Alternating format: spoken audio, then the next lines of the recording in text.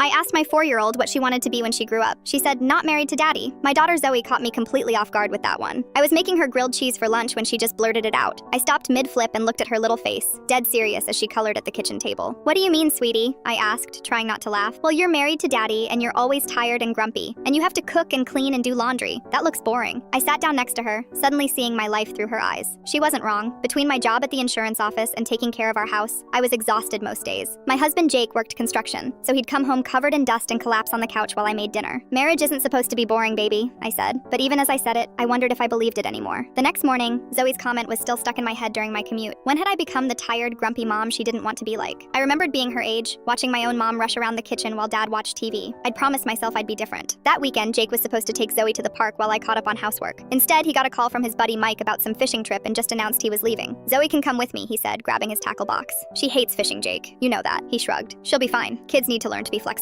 I watched him load up his truck while Zoe stood by the window looking disappointed. She'd been looking forward to the playground all week. That's when something clicked. I grabbed my keys. Get in the car, Zoe. We're going to have an adventure. Her face lit up. Where are we going? Wherever you want. We spent the whole day doing whatever made her happy. First the park, then ice cream, then the pet store to look at puppies. At the bookstore, she picked out 3 books and I didn't say no to any of them. We had dinner at that kid-friendly pizza place with the terrible animatronic band she loved. When we got home, Jake was already back, beer in hand, asking what was for dinner. We already ate, I said. He looked confused. Well, what am I supposed to eat? There's sandwich stuff in the fridge. You'll figure it out. The next week, I started making changes. Small ones at first. I stopped doing Jake's laundry. He was a grown man who could learn to use a washing machine. I quit cooking elaborate dinners every night and started making simple stuff or ordering takeout when I was tired. When Jake complained, I told him the same thing he always told me. You'll be flexible. The biggest change was with Zoe. Instead of rushing through bedtime to get back to housework, I started really listening to her stories about preschool, her imaginary friend named Rainbow, and her theories about why dogs can't talk. 3 weeks later, she was coloring again at the kitchen table when I asked, what do you want to be when you grow up now? She looked up with crayon-stained fingers and said, a mom, but the fun kind like you. Jake overheard from the living room. Since when are you the fun kind? Zoe piped up without missing a beat. Since she stopped being married to you in her brain. I nearly spit out my coffee. What does that mean? You don't do everything for daddy anymore. Now you do fun stuff with me instead. That night, Jake and I had our first real conversation in months. He admitted he'd gotten lazy, assuming I'd always handle everything. I told him I wanted a partner, not another child to take care of. It took time, but we figured out how to split things better. More importantly, I learned that being a mom didn't mean disappearing into just cleaning and cooking.